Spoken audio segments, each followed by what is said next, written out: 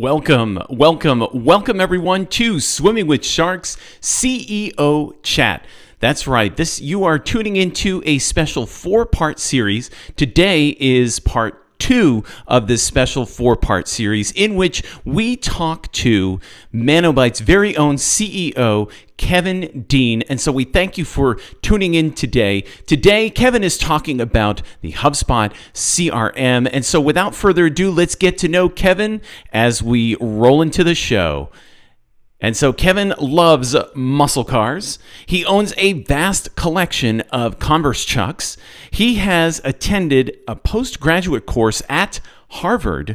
He likes apple pie moonshine. And as I mentioned before, Kevin will be talking to us today about the HubSpot CRM for building material manufacturers. And so without further ado, we're going to get right into the show and we're going to talk with Kevin about the HubSpot CRM, not only the value of it when it comes to sales, but also the value of it when it comes to implementation and adoption of the HubSpot CRM. Here's Kevin. So I have a confession to make. I'm a salesperson, and I have been most of my life. You see, the problem started when I was probably in elementary school. When I was in elementary school, I would sell candy to the other kids in my class. I realized that I could make money that way.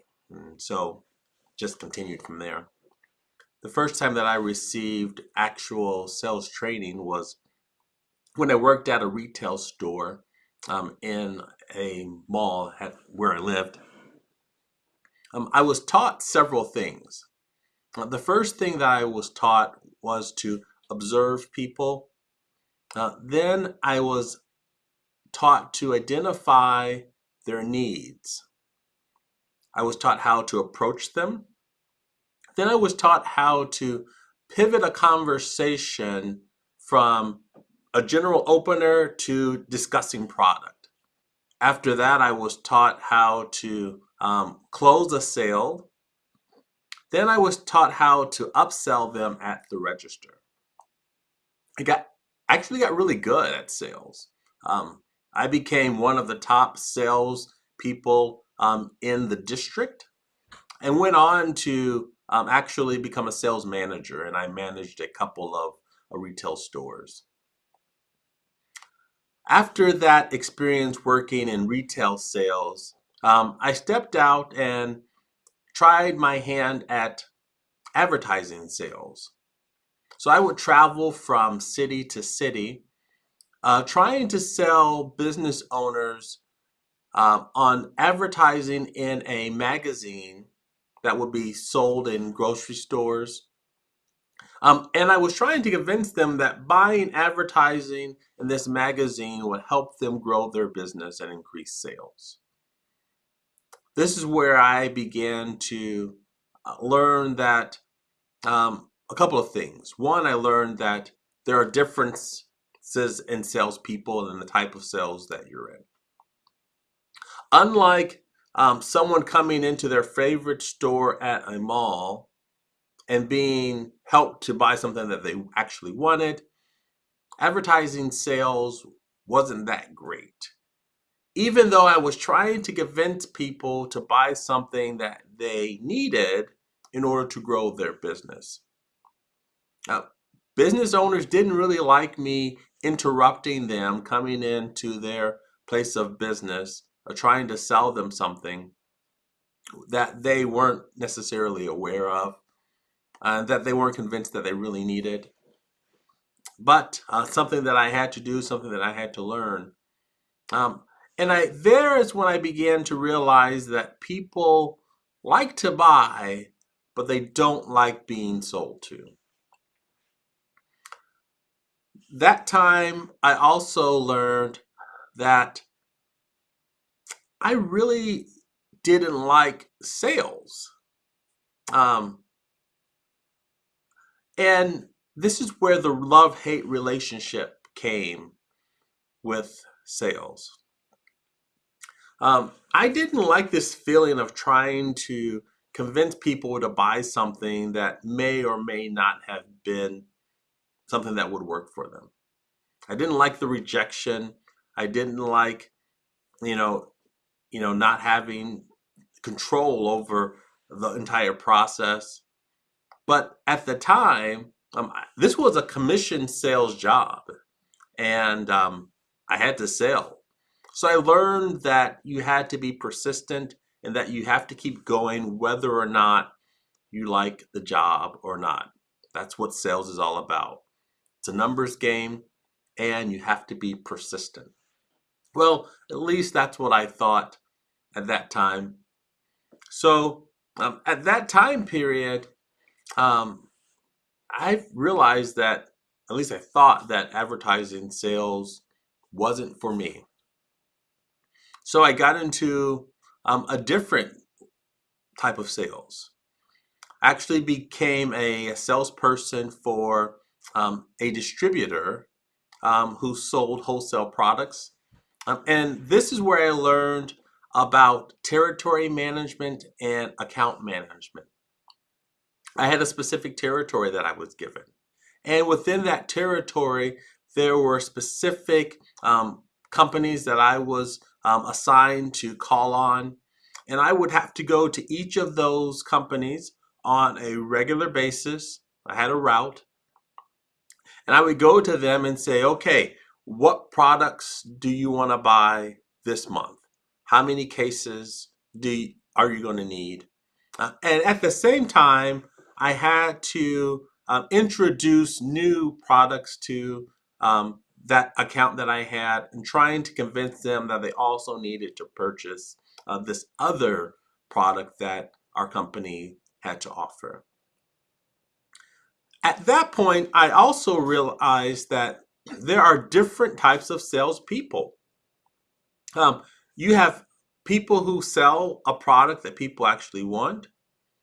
You've got people who sell a product that people don't know if they want or if it's going to be good for them. But then you also have salespeople who actually have accounts where it's really more like customer service than it is true sales because people know you. They know what product they want to buy, and you're just asking them if they're going to buy again, if they're going to buy more this time, if they're going to buy less this time, and you try to convince them to buy something else in addition to what you know they're already going to buy. Took a different skill set. After this time period of looking at sales from different aspects, I thought that I didn't want to be in sales. So after my formal education in college, which my degree is actually in technology, I have a bachelor's in information science. I got into my first job after college. One of my first jobs after college was actually in field support, customer service. Well, here's where I began to realize that customer service and sales have a lot in common. Little did I realize how closely related they were. And so I was pretty successful in my role in a customer support role because I had learned and acquired certain skills as a salesperson earlier on. Well, after this adventure in customer service, I took on a variety of different roles, actually got into programming, got into development. My last career, my last job prior to starting ManoByte was actually for Stanley Black & Decker, the industrial and tools company. Now, a lot of people know Stanley because of their tools, but they also have a broad line of products. They have a lot of industrial products. They have doors that they make. They make safes. They make cabinets in healthcare. Lots of different products. And at the time, I was on the IT side of the business. And one of my assignments was to help implement a CRM. And the CRM that we were implementing was Salesforce. Salesforce at the time really didn't have any other true competitors. And so I learned a lot about Salesforce from a technical side. Uh, but my experience as a salesperson gave me a good perspective into um, what type of things salespeople needed in a CRM, because I'd had experience in territory management, account management. I'd done sales myself. And then I had this technical experience and then I learned how to implement Salesforce. And as a developer, being on the geeky side, it was really great to think about Salesforce. And Salesforce is this great IT solution that would help salespeople. I came to realize later that really uh, a CRM isn't and shouldn't be a technical solution. It's a business solution. It's a solution that really has to have the business drivers at heart, and it shouldn't be a IT project, something that takes months and months to develop and implement and roll out. Because when it is a IT-based project, it really over time doesn't bring the value quick enough for business organizations. Stanley Black & Decker was the last company that I worked at before I started ManoByte. And at ManoByte, we now implement lots of technical digital solutions to help businesses grow, but I'm still in sales. Being um, a business owner, the CEO of ManoByte, um, everything that we do is based on sales. We don't grow, we don't succeed if we don't sell. And really, every job is about sales in some way or another.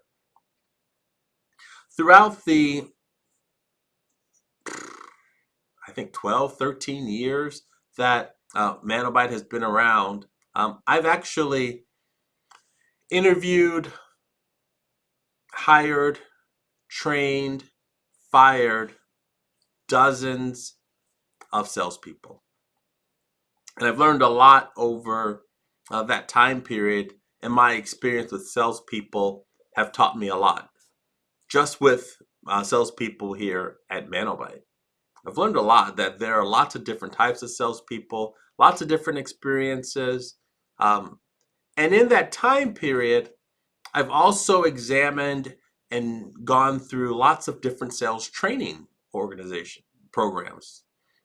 I've done the Sandler training. I've done the solution selling, challenger selling, so many different sales methodologies. I obviously being a HubSpot partner, we thoroughly understand and appreciate the inbound selling methodology. So I've seen a lot over the years as it comes to sales, technology, processes. I've seen things that work. I've seen things that don't work. And there are a couple of things that I've seen that are in common. One, when it comes to sales enablement, you really have to take each company into consideration. Um, because the way that one company sells is different from the way that another company may sell. In addition to that, there are different types of salespeople that have different types of abilities and characteristics. Sometimes you'll hear it say that you've got a hunter and a farmer. My experience has led me to believe that there are way more farmers as salespeople than there are hunters as salespeople. In addition to there being way more farmers than there are hunters when it comes to salespeople, I really think that a lot of salespeople who are farmers, they're actually closer to being customer service people. Really, they, now don't get me wrong, I know I might offend some people, but a lot of times, a lot of salespeople aren't any better than someone at the drive-thru at McDonald's saying, "Can I take your order? And do you want fries with that?" Really, honestly, a lot of salespeople are that way. And so, if someone wants to grow and help their business from a sales perspective, they've got to take a lot of things into consideration. Um, and the truth is that a CRM may not always be the right answer, even though every company needs a CRM. Throughout the years at ManoByte, we have implemented dozens and dozens and dozens of CRM implementations. Being a HubSpot partner, what people fail to realize about HubSpot is that HubSpot really is a CRM. And the truth is, HubSpot has been a CRM for a long time, even before they called it a CRM. What HubSpot was known first as a marketing automation platform, but with that marketing automation platform, it's always been based on a contact, a customer, or a company. And that inside of HubSpot, it's always had a contact record. And that contact record had always had a timeline. And that timeline would delineate everything that was going on with that specific individual and that customer. Now, it is true that a lot of the information that HubSpot had early on was primarily focused on what was going on from a digital standpoint, what was happening on their website. But it's always had that component, and really, it's always had the foundation and the basis of a CRM. HubSpot's grown and it's expanded to have a lot more features to really make it a true CRM, but the foundation has always been there. One of the things that I think about often when it comes to a CRM implementation, a CRM project, getting a CRM in place, there are a lot of things that cause a CRM to fail. One thing that happens quite often when it comes to CRM failures is that there's oftentimes too much data entry, and salespeople are not great at entering data, right? And they don't want to spend time entering in a lot of data. Another thing that I've seen with CRM rollouts, why they fail is because it's too complicated. It takes a lot of time to set up, a lot of time to roll out, a lot of time to implement, and the information, the way that you work with it, it's a mess, right? It's just overly complicated. Another challenge that we've seen when it comes to rolling out CRMs is that it truly doesn't bring a lot of customer value. And when I say customer value, I'm talking about value to the person that is on the other side of the phone, other side of the table, the customer that you're trying to talk to, the person that you're trying to sell. It doesn't seem to bring a lot of value. Another challenge that CRMs have is that it's really about adoption. It's hard to get salespeople to adopt and to use a CRM. And if you don't have adoption, then now you've got a problem of underutilization. The CRM doesn't get used, it doesn't have enough data in it, doesn't have enough information. And then you begin to see that there's a cyclical problem because the CRM isn't getting used, because it doesn't have enough data. You can't use it to add more value to a customer because of all of the inconsistencies that happen when it comes to rolling out the CRM. And then probably one of the biggest problems that I've seen with CRM implementations and why they fail is that companies, they give up, right? So whenever they face a sales challenge, a sales problem, there's a plateau, companies stop, they give up, and they will oftentimes say, oh, it's the CRM's fault. That's the reason why sales aren't growing. Or it's the CRM's fault. That's the reason why salespeople aren't adopting it, right? And so whenever there's challenges, and there's always going to be challenges, whenever there's a plateau, companies give up. And then what they do oftentimes is that they say, well, let's just switch to a different CRM and see if that solves the problem, right? And so there's this high and there's a low that happens quite frequently because they say, oh yeah, I want this tool. I go out and buy this tool thinking that it's going to solve my problem. They implement the tool. They're excited about the tool for a short period of time. And then all of a sudden, they face the same or similar problems over and over again. So those are some of the problems that we've seen, that I've seen over the years. And because of those problems, it really leads me to believe that HubSpot, for scaling companies, for scaling building manufacturers, building materials manufacturers, folks in construction, that HubSpot really is a CRM that can solve a lot of those problems. And here's why I think that CRM can solve a lot of problems. Number one, the big problem that we've talked about and that we've seen is that a lot of CRMs have salespeople entering in a great deal of data. Some statistics say that 30% of a salesperson's time is administrative, just entering in data, right? That's a lot of time. HubSpot allows for a simple collection and entering of data. It helps to automate processes. And so it really cuts down on a lot of data entry. HubSpot is simple, and because it's simple to use and at the same time it's powerful, it's easier to get people to adopt, it's easier to use, it's quicker to implement. And because of that, the time to value is shorter. And so you begin to see the value of HubSpot much quicker.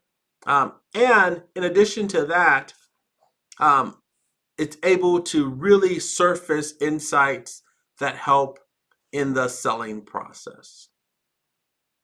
But there are other challenges that happen when it comes to a CRM implementation project that have nothing at all to do with the CRM itself. They're really internally based, process based, and structural based challenges. Number one is management buy-in. In order for a CRM solution to be successful, you have to have top-down management buy-in, because management has to actually enforce and monitor the use of the CRM in order for it to be successful long term. If management doesn't buy in, then it's not going to get implemented effectively, consistently. And the reason for that is because whatever is measured is what gets done. So if salespeople know that they have their manager looking in on their CRM activity, looking at reports on a regular basis, and that's how they get measured, and that's how they get compensated even, then they're going to spend the time to ensure that they're using the CRM to the best of its ability. Another challenge that we've seen is really when companies try to implement and roll out a CRM on their own, they oftentimes fail because they really need expert implementation help, someone to have an objective third-party perspective to help them roll out the CRM solution in a consistent way. Because typically what happens is that if you take a CRM project and you say, we're just going to buy a CRM, let's say we're going to buy HubSpot. Let's say we're just going to buy HubSpot and we're just going to say, hey, okay, salespeople, go and use it on your own. Or you try to get someone else who has other roles and assignments to try to roll it out. It really doesn't work because that person isn't focused on making it successful, and they haven't had the experience of rolling it out multiple times to know what challenges they may face. So having an expert implementation assistant really helps to ensure that you get the best opportunity for your CRM project to be successful. And another big challenge that we've seen that is really probably the number one reason that CRM implementations fail is because they have lack of processes. So you really do need to have standard processes throughout an organization, and you have to train all your salespeople on that process in order for your CRM project to be successful, in order for it to scale, in order for companies to get the desired results that they're looking for. So HubSpot really is a nice platform for scaling building materials manufacturers to look to implement when it's implemented the right way.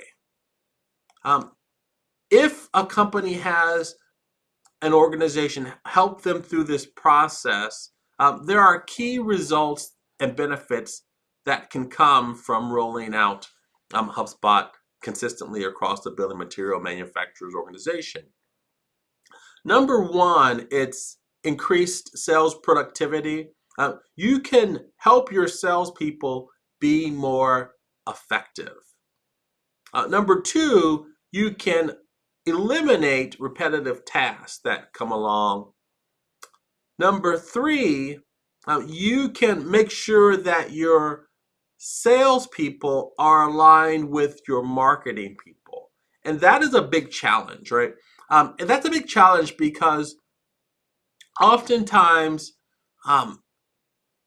marketers may have brochures, material, information on the website that your salespeople often don't even know about. There's this misalignment. And if you can make those two align, make sure that the communication is consistent, you're going to be able to grow better. You're going to be able to have a more consistent message, and it's going to help your customers as well. So those are some really great reasons to think about rolling out a CRM like HubSpot consistently throughout your organization, because it will add value to an organization if you do it consistently, effectively. Now, HubSpot has some great features that are really better than any CRM to help your customers and to help your salespeople. A big challenge that happens in the world of sales is that a salesperson, really can only focus their attention on 10 to 12 accounts at a time to give them the attention that they need to be effective as they're trying to build relationships, be consistent. However, at that same time, a lot of salespeople are assigned 100 or so accounts. Well, HubSpot can automate processes to ensure that salespeople aren't missing opportunities. At the same time, they're focusing in on the right opportunities. HubSpot has a great lead scoring system, so it can bubble up to a salesperson the right time to contact a specific account. Another great tool inside of HubSpot are the automation features inside of HubSpot. So HubSpot can automatically send out emails and other communications to prospects, different accounts at a scheduled time, at a scheduled cadence. So let's say that you know that company X buys your product every July, and that you need to be communicating with them about that product in May. So HubSpot can automate that communication in May, nurturing that relationship so that by the time July rolls around, that relationship has been nurtured and you stay front of mind, and then they're ready to buy when it makes sense to them. In addition, HubSpot can set tasks and reminders for a salesperson to follow up, to call a specific account at the proper time so that they don't forget. And because there's so many things that a salesperson has on their plate to do. And so HubSpot's really great about creating that automation that makes it easier to ensure that nothing gets missed from a sales perspective. Perhaps one of the best features inside of HubSpot are the sales playbooks. Now, the sales playbooks help to ensure that all salespeople understand the methodology that's best for your company and your product, and that they follow through with each opportunity at the right time, making sure that they say the right things, use the right sales material, that they bring up the right conversations that they need to have, that they collect the right information that they need in order to fulfill the sale. So sales playbooks makes it really simple inside of HubSpot. The sales playbooks live within the account and the contact record. That way, whenever you pull up the account record, you can see what sales playbook you need to be using. You can see what you need to be saying, what you need to be doing. And the same is true in the contact record. You can see that playbook right inside the contact record. So when you're having that phone call, when you're sending that email, you know exactly what to say, exactly what to do. And it's consistently in line with the company's communication process and methods. So sales playbooks are really, really great. One of my favorite tools inside of HubSpot, of the CRM, is the meetings tool. A lot of times there's this communication back and forth. So you send out an email, hey, let's get together and have a conversation. When would you like to meet? And the account comes back and say, I don't know, what time's good for you? And so there's this exchange back and forth trying to align calendars. Inside of HubSpot, the meetings tool is really great because you can include it in every single email message that you send out. You can use it to paste it in social, and this gives the opportunity for anyone who wants to have a meeting with you to easily click on that link, open up your calendar, see when you're available, and allow them to schedule a meeting with you. Now, I have had salespeople actually tell me that they don't like that feature because they don't want someone scheduling a meeting with them without their knowledge. I really don't get that. I really don't. Why wouldn't you want someone who has a sales opportunity to schedule a meeting with you to talk about sales? That to me is just bizarre. So one of the feedback and the pushback is that, well, what if someone tries to set a meeting with me and they're in New York and I'm in California that week? Well, HubSpot has ways to ensure that that doesn't happen, right? And so there are features inside of HubSpot to identify when you can meet, your availability, time zones. All of that is available inside of the HubSpot tool to really make that point not really an issue. And now we know that we're living in this digital first world, and we have Zoom. And so you can easily have a virtual meeting with a prospect with an account in order to ensure that you're answering their question, right? Because if an account reaches out to you and they want to talk to you, you really should do your best to work with them on their level at value for the customer instead of on your time frame, right? Because if you don't, they're just going to go and talk to someone else who does adjust to them at the time frame that really matters most to them. There's a lot of great features and functionality inside of HubSpot. I think really they're too numerous to name off all in one setting. But if you would like to really dig in and see some of the functionality that HubSpot has and how you can roll it out for your company, feel free to reach out to anyone at ManoByte, and we'd be glad to show you how to leverage the HubSpot CRM to grow your business. Thanks, Kevin, for that. And thank you for joining us today, everyone out there. And we appreciate, Kevin, your time. Join us next week for part 3 of this special four-part series involving our very own CEO, Kevin Dean. So we look forward to meeting with you next week, Tuesday at 2 p.m. Eastern Standard Time. Please join us then. And until next time, please take care of yourself and each other, and may all your adventures be great.